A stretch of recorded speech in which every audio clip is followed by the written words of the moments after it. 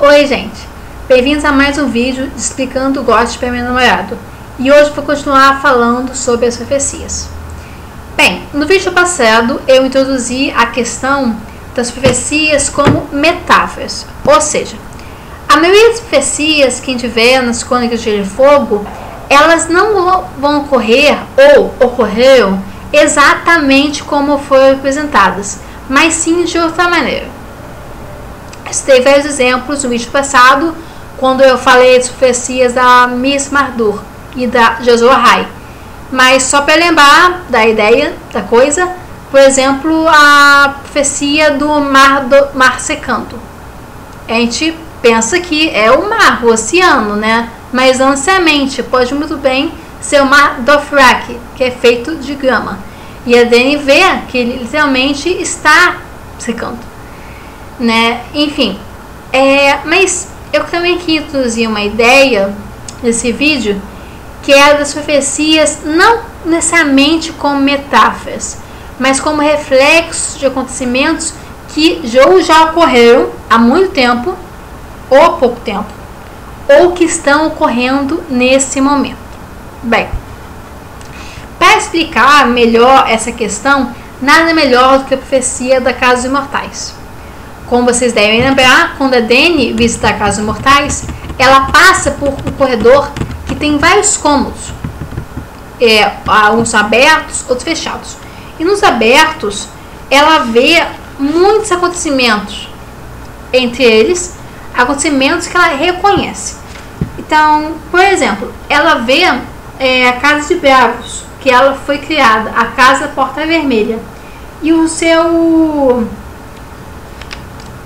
e o homem que o criou, que na verdade criou Chapéu do Dragão, o Sir William Levy. Então, esse acontecimento já ocorreu há muito tempo. Ela reconhece, sente saudade, e isso não entra na sala porque ela foi divertida, que só pode olhar, não pode interagir. Ela também vê um evento que a gente, no livro seguinte, reconhece nitidamente como sendo o Casamento Vermelho. Ela até mesmo vê o Robb, que ele é um homem de uma cabeça de lobo que usava uma coroa de ferro e que olhava para Dany com um apelo mudo, que pode muito bem significar que ela é a última esperança para Esteros. Essa interpretação ela faz mais sentido se a gente vê a visão anterior que a Dany teve, que é uma sala onde uma bela mulher está nua no chão e sendo meio que mordida, devorada por 4 homenzinhos que rastejam em cima dela. Bem, nesse momento da história está ocorrendo a Guerra dos 5 Reis. Como a Dany só vê 4 homenzinhos, ela pode estar tendo essa visão no momento que o Renly já morreu. O que combina com uma teoria de que os capítulos da Dany, na verdade, são adiantados em relação aos outros. De que forma? Aí, nesse caso, o continente seria Esteros, que está sendo destruído por 4 reis: Joffrey, Robb, Stannis e Baelon. Bem, há outros exemplos, inclusive a célebre visão dela com o Rhaegar, que ele está com ele na cama e com um bebezinho, que é o dele, o Aegon, falando que deve mais, o dragão tem 3 cabeças, tal, essa teoria, essa profecia que eu já trabalhei em vídeos anteriores. Mas hoje eu não vou falar sobre essa ideia de que as profecias, na verdade, são acontecimentos passados ou presentes.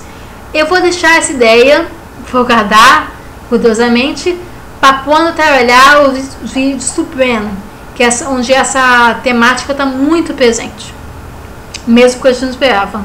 Enfim. Então eu vou meter mais a questão metafórica das profecias da Casa dos Imortais, que, olha, nível muito avançado. Eu mal entendo as minhas profecias daqui. Eu só vou poder fornecer para vocês uma interpretação parcial. Então, por exemplo, a profecia dos 3. 3 fogueiras têm de acender. uma pela vida, uma pela morte, uma pelo amor. 3 montarias tem de montar, uma para o sexo, uma para o terror e uma para o amor. 3 traições conhecerá, uma vez por sangue, uma vez por ouro e uma vez por amor. Bem, super subjetivo, né, a interpretação dessa profecia. É muito cedo para falar de quase todas elas, mas a gente pode especular que a montaria por amor seja o Jon Snow, uma vez que existem várias pistas, tanto nos capítulos da Dany quanto as do Jon, que esses 2 personagens vão se encontrar eventualmente. E se o Jon também for a fogueira pela vida, ao mesmo tempo da fogueira por amor, meio confirma a minha hipótese de que ele e a Dany vão produzir uma criança, que no caso seria a canção do Gelo do Fogo. Mas, de que forma, cedo para afirmar com certeza. Agora, a montaria para o sexo quase com certeza foi o Drogo, no evento já ocorrido, quando eles percorreram o Mar do Dothraki juntos e conceberam o seu filho, o Rhaego, que devia ter sido o príncipe prometido, mas essa profecia foi falha. Enfim. Agora, por terror, eu diria que seria parte da guerra contra os outros, que a Dany quase com certeza vai participar, e onde ela vai desmontar um desses dragões para enfrentar os caminhantes lá gelados. Mas a questão mais interessante que eu creio na profecia dos 3 é as traições. Eu diria que elas são as que a gente pode especular mais corretamente. Então, por exemplo, traição conhecerá por sangue, que seria a própria Mir Mazur, por ouro, que pode ter sido Jorah, já ocorrido, ou no futuro, o Illyrio Mopatis, que a gente já sabe que não está muito do lado do Dany, né? Ele prefere apoiar o Aegon, ou numa visão lateral mais interessante, o Daario Naharis. Bem, aquele cara meio estranho, meio imprevisível, não dá para confiar muito nele, e há profecias, há teorias bem desenvolvidas que indicam que o Daario não é bem quem ele diz que é.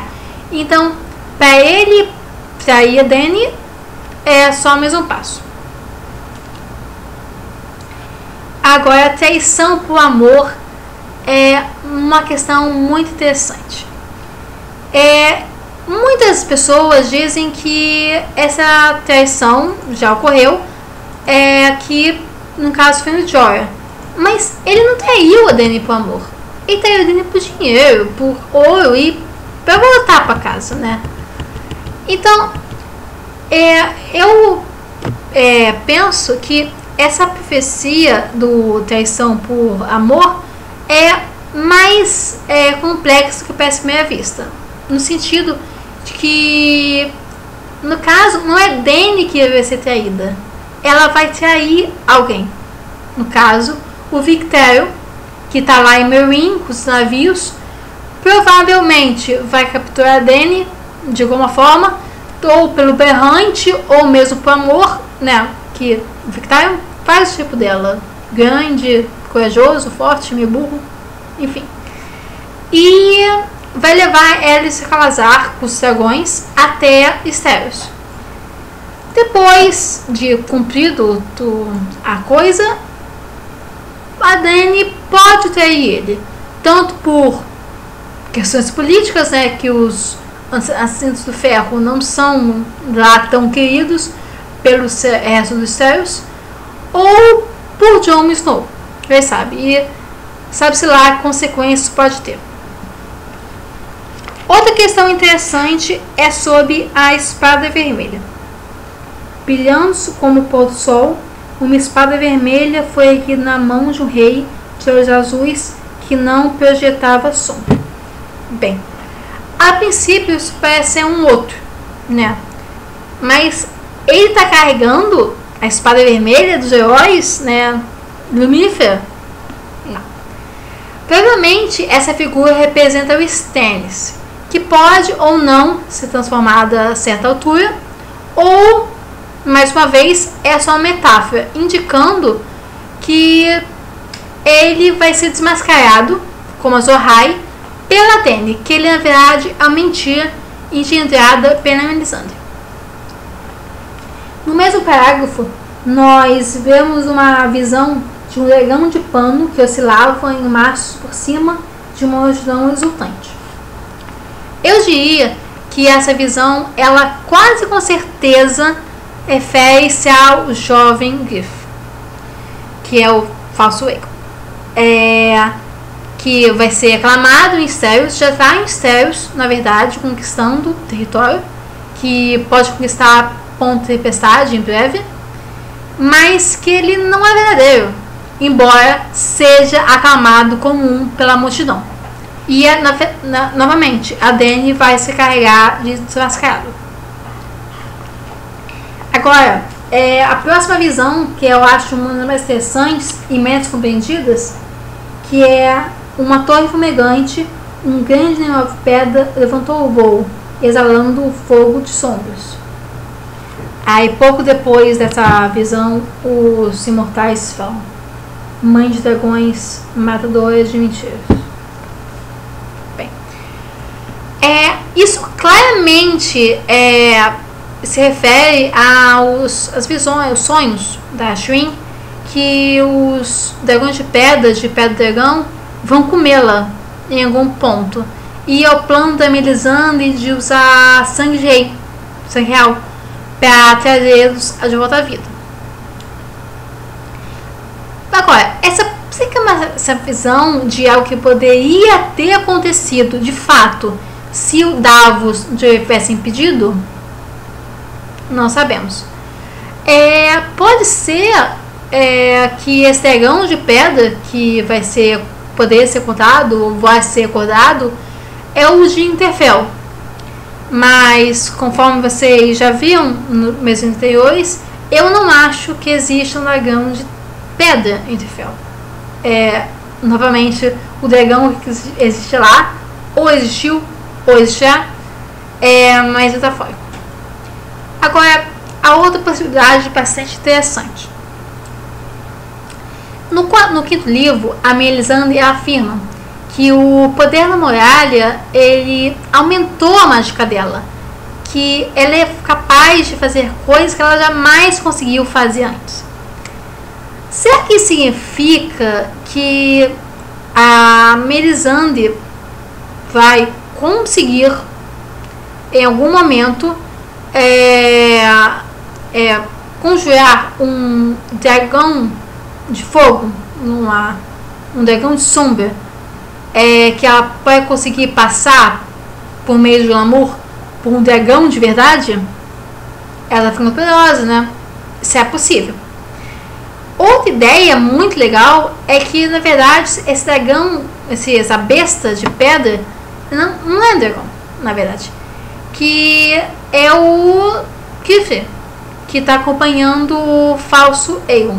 Que ele está, como ele já é mesmo de tio, com Grayscale, que é aquela doença que transforma a pessoa em pedra. E provavelmente ele vai iniciar uma epidemia por todo Estéreos. Nesse sentido, ele pode até passar a doença por Aegon, né? Então, aí de fato seria um dragão de pedra com o tempo.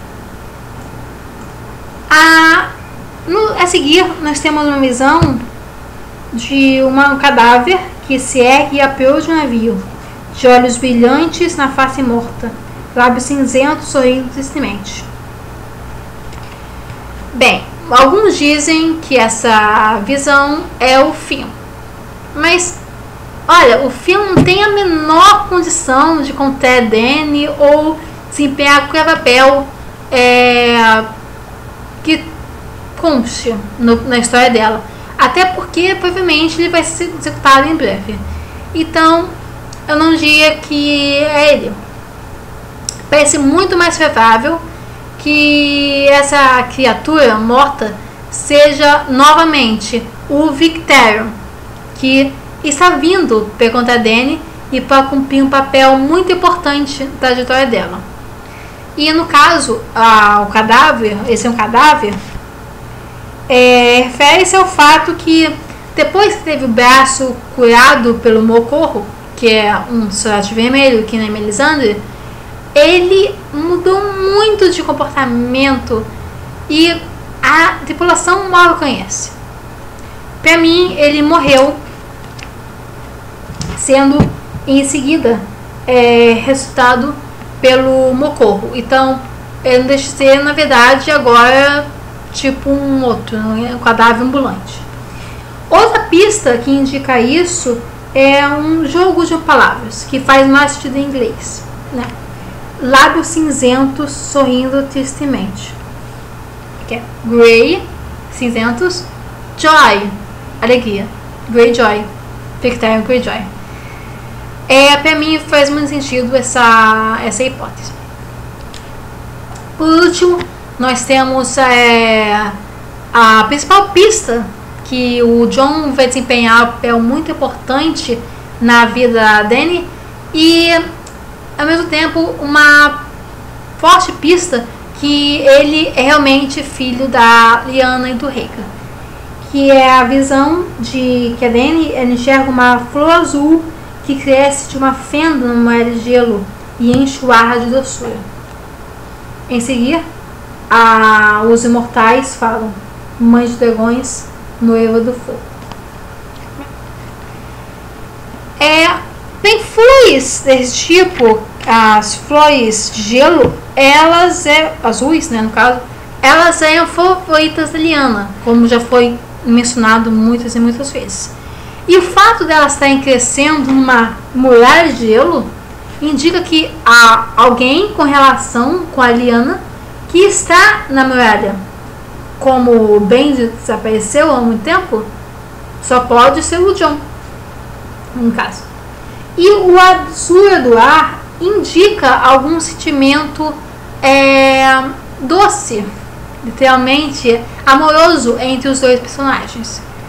Então eu diria que a Casa Imortais meio que confirma uma união em algum momento entre o Jon e a Dany e um encontro por longo tempo ou pouco tempo, seja um relacionamento ou conversado, entre a Dany e o Victarion.